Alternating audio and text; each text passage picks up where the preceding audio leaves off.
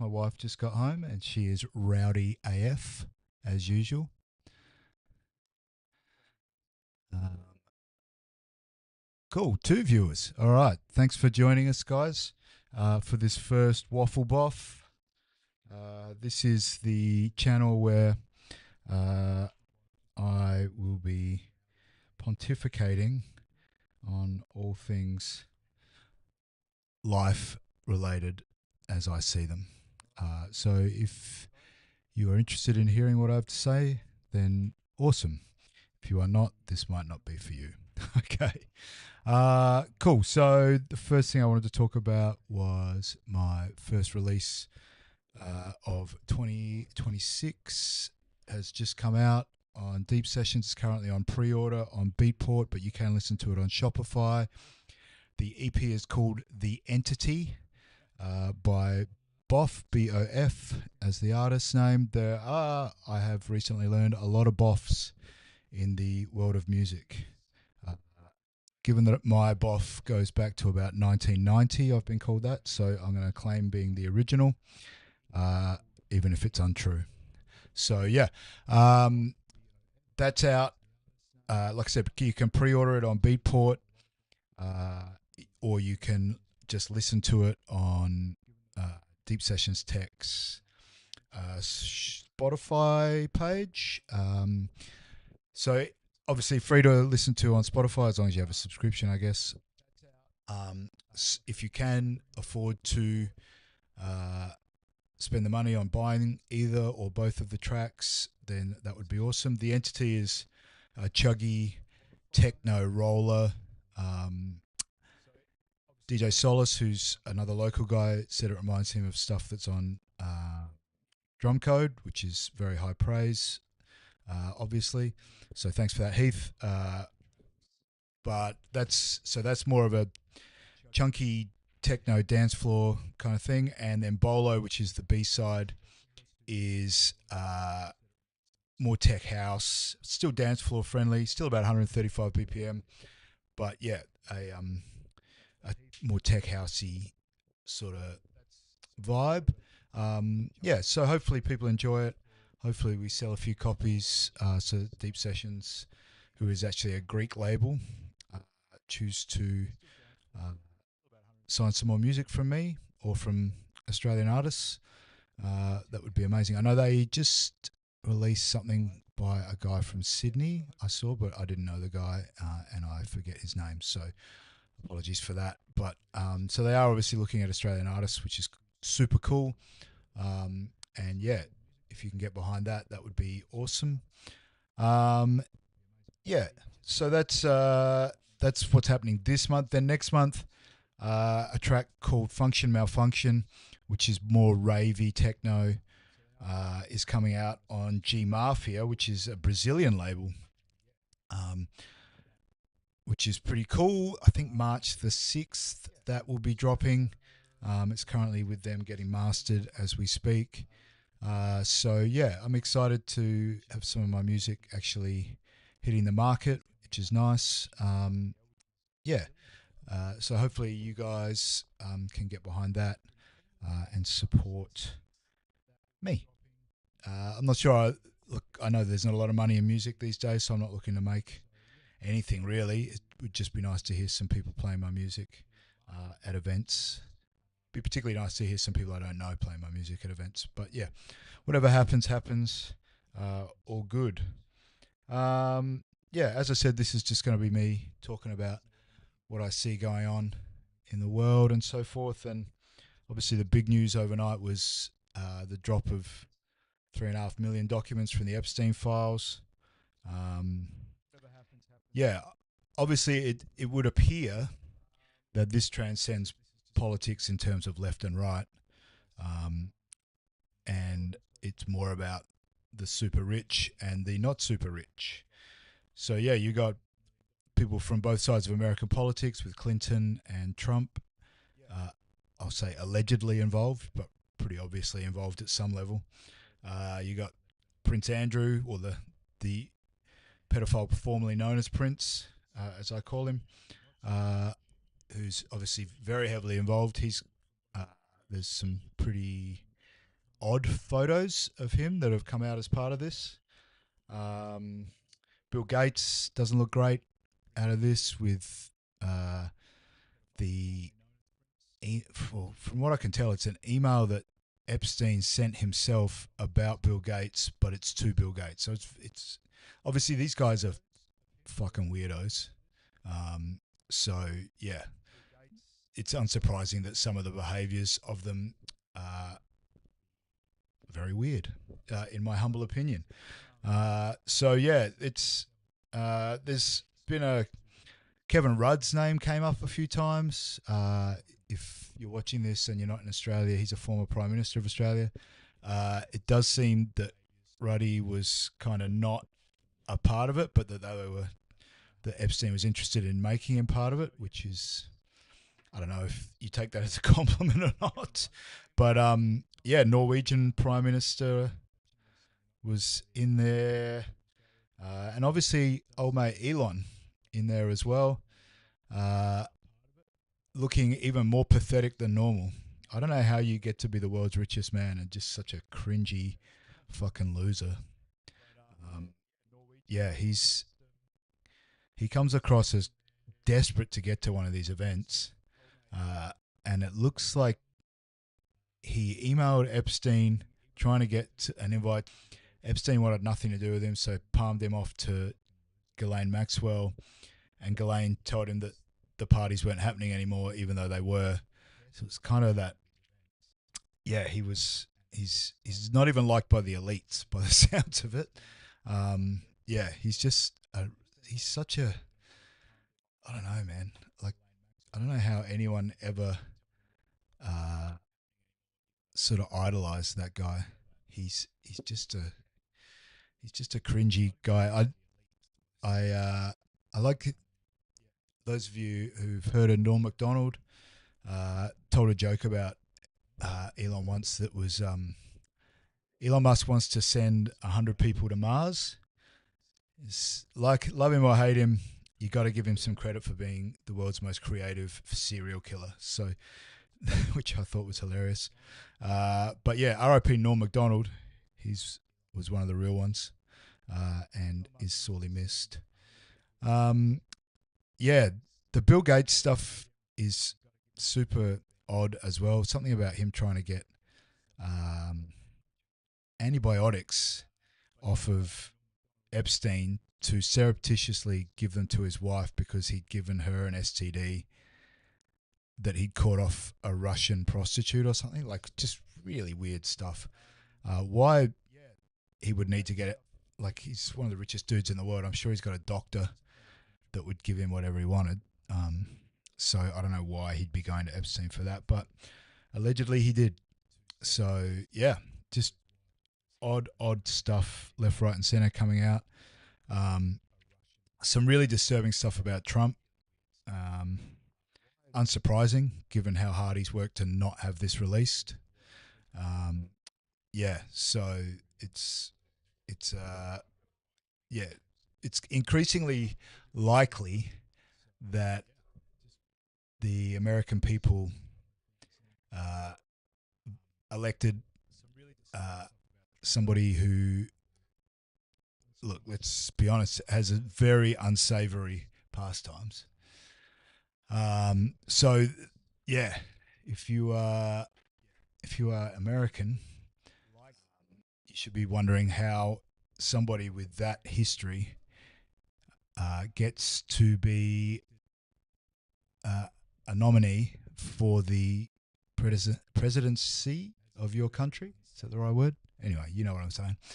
Yeah, it's very odd. The other thing I've also seen that I would suggest people be wary of is the tribal nature of some of these accusations. I've seen a lot of people online saying this is like a massive gotcha moment for Bill Gates. Similarly for Elon.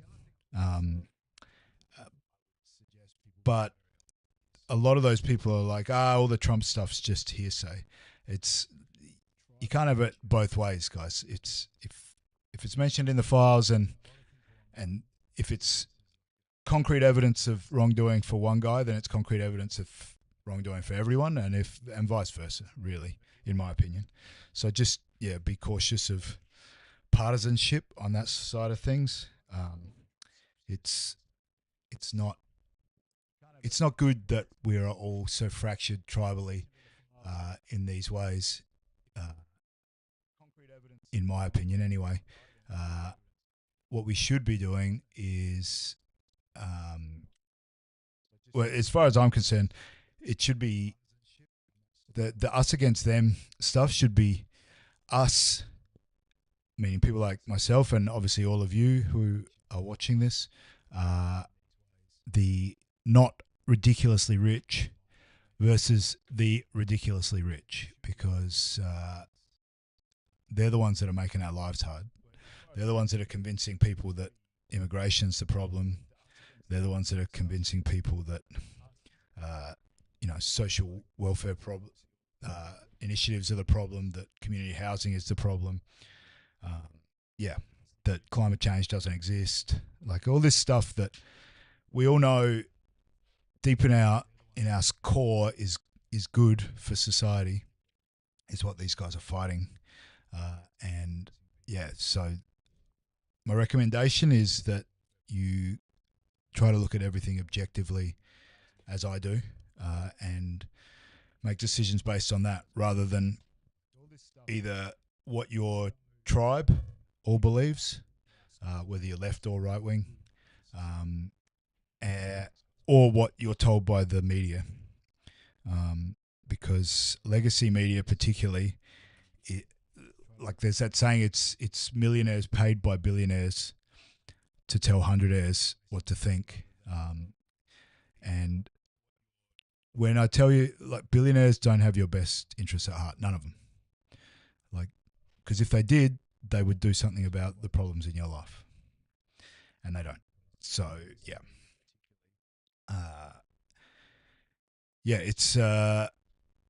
it's increasingly becoming us against them on that stage, which is about time, probably, because these guys are messed up.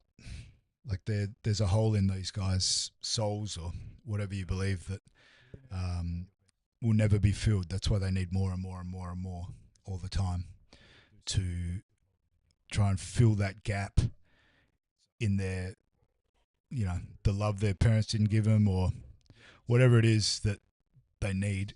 Like it's like the difference between us and them, I think, is and I had this conversation with my jiu-jitsu coach a little while ago. He's right-leaning, I'm kind of left-leaning, but we're both close to the middle. And I was saying that, stuff along those lines, that if we sorted out our tax loopholes and whatnot, then a lot of the problems that we're currently facing in society would disappear.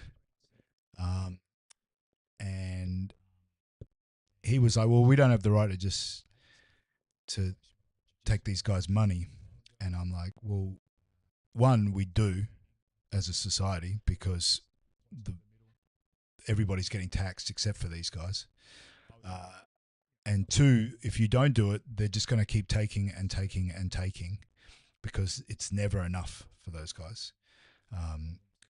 And the example I use is, if I came to you and said, I have enough money that I can write you a check right now for however much you want, but you can never pull a wage again, right? And how much money would that be?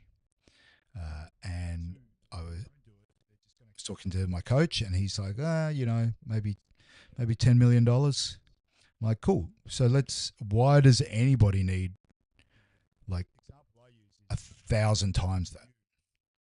Like, nobody does. So, all these people, like when Elon was like, I'll solve world hunger if somebody can show me how. And he got showed how, and immediately was like, no, I'm not doing it. And the same thing's going to happen when he said that AI is going to take all these jobs, and that when that happens, they'll put people on universal basic income. It's like, no, we won't. This guy's a proven track record of just absolute horseshit coming out of his mouth. Uh, there will be no universal basic income from these guys unless it is taken by governments. They are not interested in doing that. So yeah, if you think that AI is going to take your jobs and then the billionaires who create it are going to pay you to sit at home and do whatever you want, you're tripping, in my opinion. That will never, ever happen. And yeah, they're not interested in helping other people. They're only interested in doing what they can for themselves.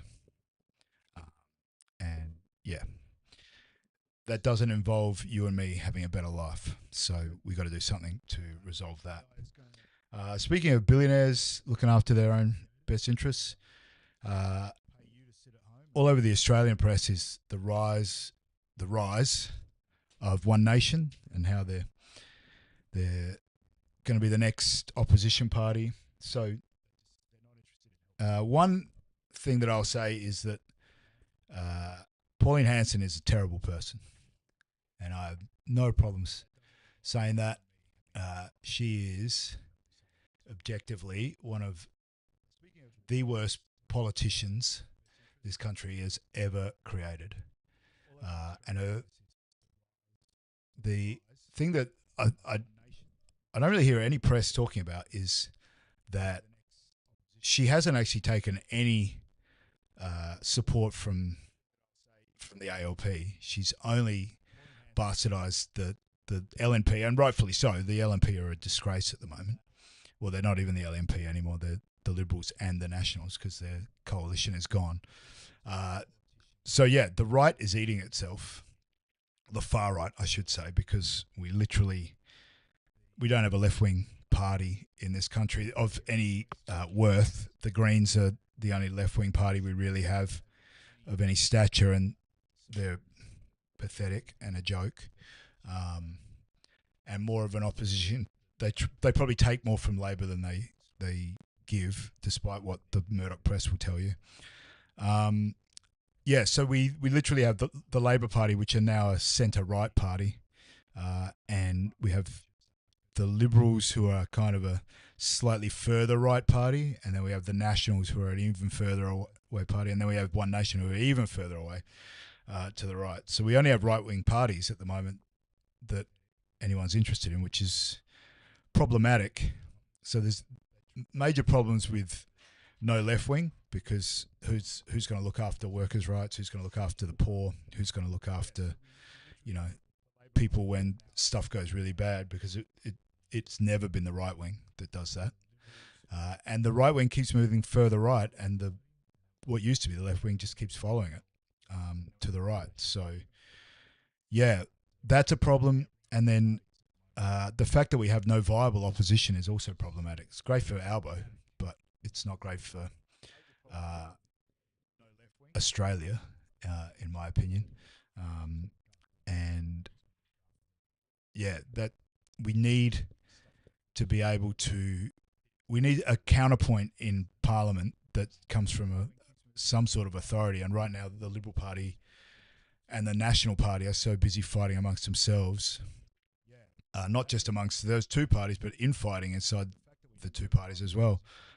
And they're a joke within their own party as well. The National Party are supposed to have a leadership spill on Monday, but the guy that was challenging David Littleproud, I can't remember his name, didn't even bother to talk to his colleagues about whether he'd have any support, which is kind of the first step in doing something like that. And then it was Andrew Hastie and Angus Young, who are both terrible, trying to take on Susan Ley, who is equally terrible.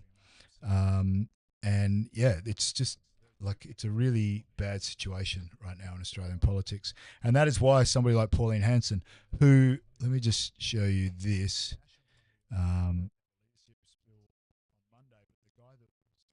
Not that.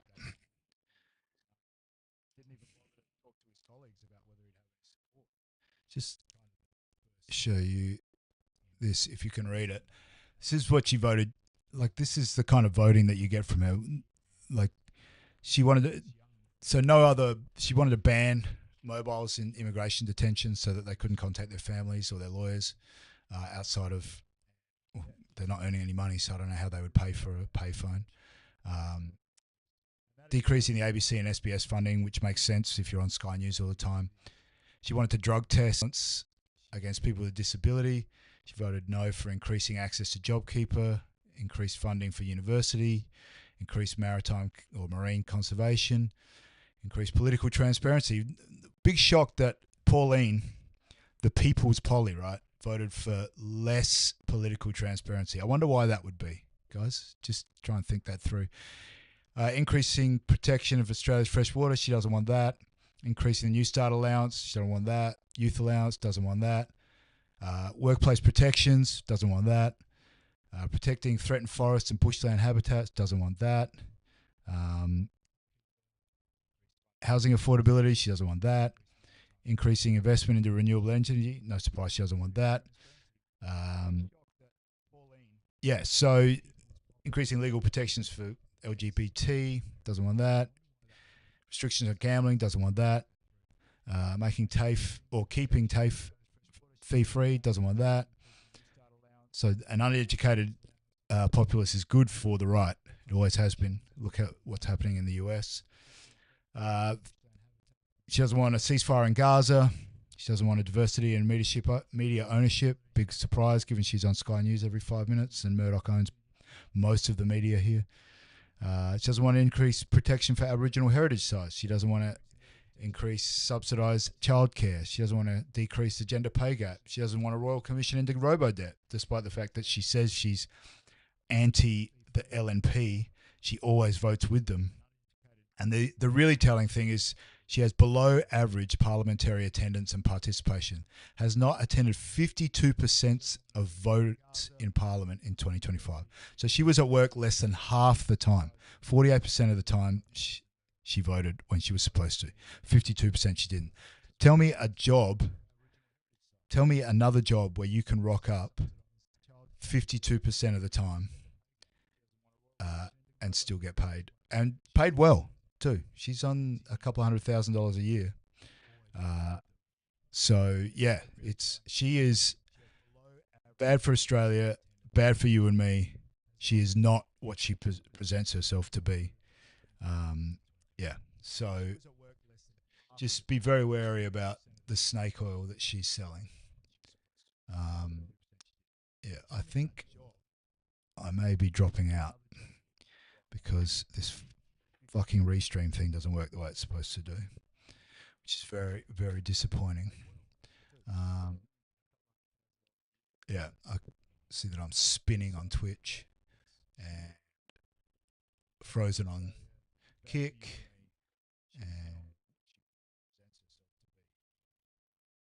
I'm frozen on. I'm very jumpy on YouTube. Yeah, very disappointing. What I might do is let's One Nation, please. If you've got your head on straight, don't vote One Nation. So what I might do is call it a day, given that it's not doing what it's supposed to do. That was a half hour, so it was a good test of it. If you did watch, thanks. If you were the one viewer, I'm guessing it was me though.